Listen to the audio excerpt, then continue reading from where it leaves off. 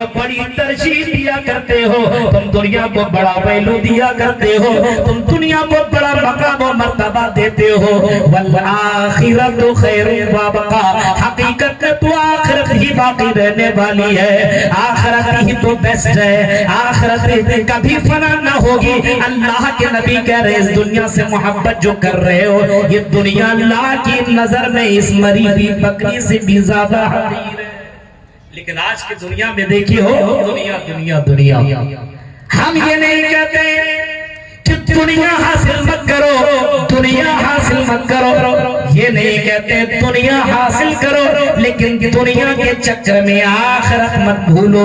جو دنیا میں تمہارا حصہ اس کو ضرور حاصل کرو، لیکن اتنا دنیا دار مت بن جاؤ، اتنا دنیا کے نشے میں ڈوب مت جاؤ کہ اللہ کو بھول جاؤ اور آخرت کو بھول جاؤ۔ میرے بھائیوں، وہ تو وہ تھے جو دنیا میں رہا کرتے تھے، حکومت بھی کیا کرتے تھے اور حکمرانی بھی کیا کرتے تھے، لیکن آخرت کو نہیں بھولتے تھے، آخرت کو اپنے دل و دماغ میں رکھا کرتے تھے۔ آپ نے گورنر حضرت ابو عبیدہ بن جراح کا بھی نام سنا ہوگا، ابو عبیدہ بن جراح، جس کو امین الامہ کہتے، اللہ کے نبی کہتے ہر امت کا کوئی نہ کوئی امین ضرور رہا ہے، اور میری امت کا اگر امین ہے تو حضرت ابو عبیدہ بن جراح ہے۔ یہ حضرت ابو عبیدہ کون ہے؟ ملک شام کے گورنر ہیں، گورنر۔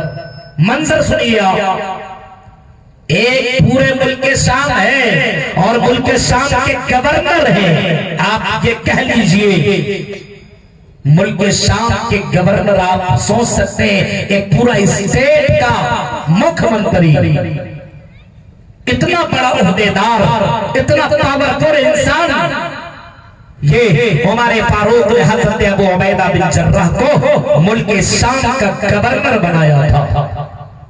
اب عمر فاروق مدینہ میں موجود ہیں اور عمر فاروق کا معاملہ یہ تھا کہ جگہ جا کر کے لوگوں کو دیکھتے تھے اور وہاں پہ جا کر کے لوگوں کے معاملات کو دیکھا کرتے تھے کہ یہ اپنی گورنری کیسے چلا رہے ہیں، اور اس کو میں نے جو گورنری دی اس کے اندر کوئی امانت میں تو خیانت نہیں کر رہے۔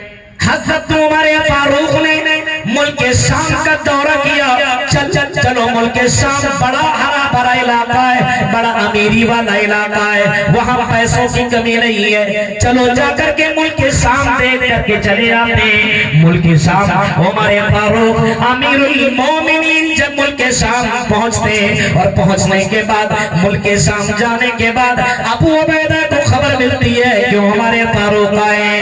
عمر فاروق رضی اللہ تعالیٰ عنہ پہنچے ہوئے، حضرت ابو عبیدہ بن جراح نے امیر المومنین کا استقبال کیا، خیر مقدم کیا، خوش آمدید کیا، آئیے ملک شام میں آپ کو ویلکم کرتے ہیں، آئیے عمر فاروق چلیے ملک شام ہم آپ کو دکھاتے ہیں۔ امیر المومنین کو ملک شام وہاں کے گورنر دکھا رہے ہیں اور جگہ جگہ دکھا رہے ہیں اور ملک شام گھما رہے ہیں۔ تو 4 دنوں کے بعد عمر فاروق کہتے ہیں آئیے ابو عبیدہ تم اپنا گھر لے کر کے نہیں چلو گے، اپنا گھر بھی کو دکھاؤ، ملک شام تم دکھا رہے ہو، بڑی بڑی بلڈنگیں تم دکھا رہے ہو، آئیے ابو عبیدہ، آئیے ملک شام کے گورنر امیر المومنین کو کیا تم اپنا گھر نہیں دکھانا چاہتے ہو؟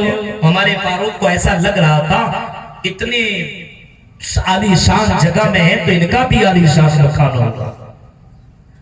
حضرت ابو عبیدہ بن جراح کہتے ہیں آئے امیر المومنین ہمارا گھر مت دیکھیں، آئے امیر المومنین میرے گھر کو دیکھنے کی ضرورت نہیں ہے، ملک شام دیکھ کے چلے جائیے۔ امیر المومنین کہتے ہیں نہیں، ہم تمہارا گھر دیکھیں گے۔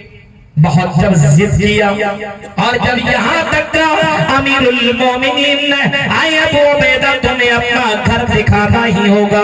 ہاں ابو عبیدہ کہتے ہیں چلیے ٹھیک ہے میں آپ کو اپنا گھر دکھاتا ہوں۔ ملک شام کے اس بازار سے گزر رہے ہیں اور دھیرے دھیرے امیر المومنین بھی بڑھ رہے ہیں، ابو عبیدہ بھی آگے نکل رہے ہیں۔ امیر المومنین کی نظروں کے سامنے بڑی بڑی بلڈنگیں، امیر المومنین کو ایسا لگتا ہے یہ بلڈنگ ہوگی، وہ بلڈنگ ہوگی، وہ بلڈنگ ہوگی، وہ محل ہوگا، وہ محل ہوگا۔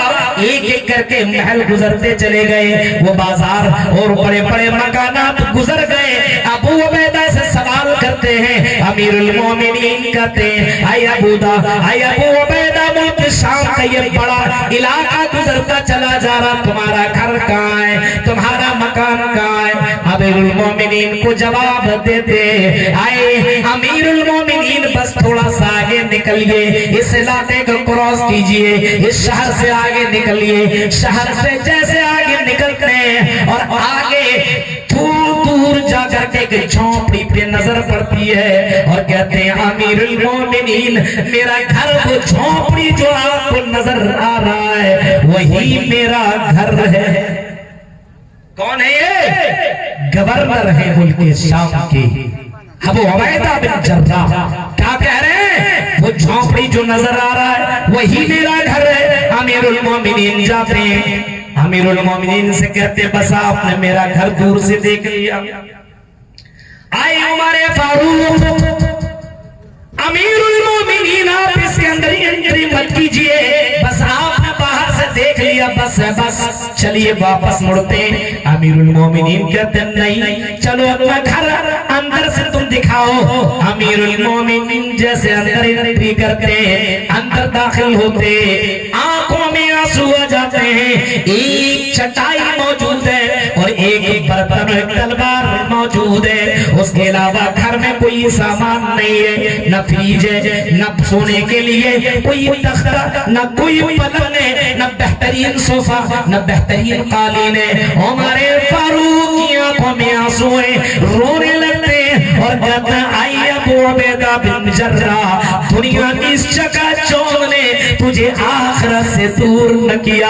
اے ابو عبیدہ بن جراح، اس برتن پہ تم کیا کرتے ہو؟ جواب میں کہتے ہیں اے امیر المومنین، جب مجھے بھوک لگتی ہے اسی برتن پہ میں کھانا روٹی کا عورت سے میں بنوا لیا کرتا ہوں، تو 4 5 10 روٹیاں ایک مرتبہ بنا لیتا ہوں اور اس کو رات میں روٹیوں کو بھگو دیتا ہوں، صبح میں وہی روٹیاں کھا لیتا ہوں، اسی برتن سے میں وضو بنا لیتا ہوں، اور یہ جو چٹائی نظر آ رہی ہے اس چٹائی پہ میں سو لیتا ہوں، نماز کا وقت ہوتا ہے اسی چٹائی پہ نماز پڑھ لیتا ہوں۔ اے امیر المومنین، یہی میرا سرمایہ ہے، یہی میری زندگی ہے، یہی میرا سامان ہے۔ امیر المومنین نے ابو عبیدہ بن جراح جو گورنر ہے میرے بھائیوں پورے علاقے کا، دیکھنے کے بعد کہتے ہیں اے ابو عبیدہ، اگر تو جنت میں نہ گیا تو کون جنت میں جائے گا؟ غور کرو میرے بھائیوں، سوچو۔ اور یہاں دیکھیے جہاں دولت آئی اللہ کو بھول گیا، مسجدوں سے کوئی مطلب نہیں، قرآن سے کوئی مطلب نہیں، آخرت کی کوئی فکر نہیں ہے۔ ایسا لگتا کہ یہ دولت ہمیشہ رہنے والی ہے، یہ مکان ہمیشہ رہنے والے ہیں اور یہ زندگی ہمیشہ رہے گی۔ نہیں، جب دنیا میں جناب محمد رسول اللہ ہمیشہ نہ رہے تو میرے بھائیو تمہارے اور ہمارے جیسے لوگ دنیا میں ہمیشہ کیسے رہ سکتے ہیں؟ صدام جیسا بادشاہ، حکومت کرنے والا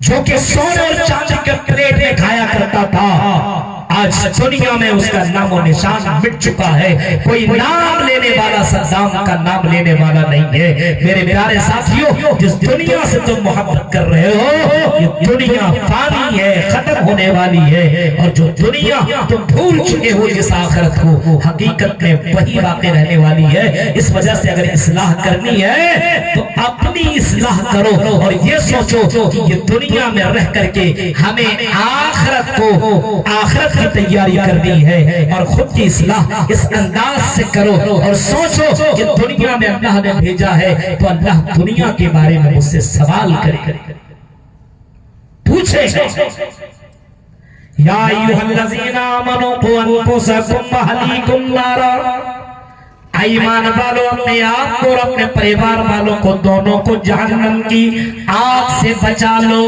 ہاں، اپنے آپ کو بھی بچاؤ اور اپنے پریوار کو بھی جہنم کی آگ سے بچاؤ۔ یہ قرآن کی آیت ہے۔ اب اللہ کہہ رہا ہے جہنم کی آگ سے بچاؤ۔ اب جہنم کی آگ کیسی ہے؟ اگر اس کے اوپر نقشہ کھینچا جائے اور بولا جائے تو بہت وقت گزر جائے گا.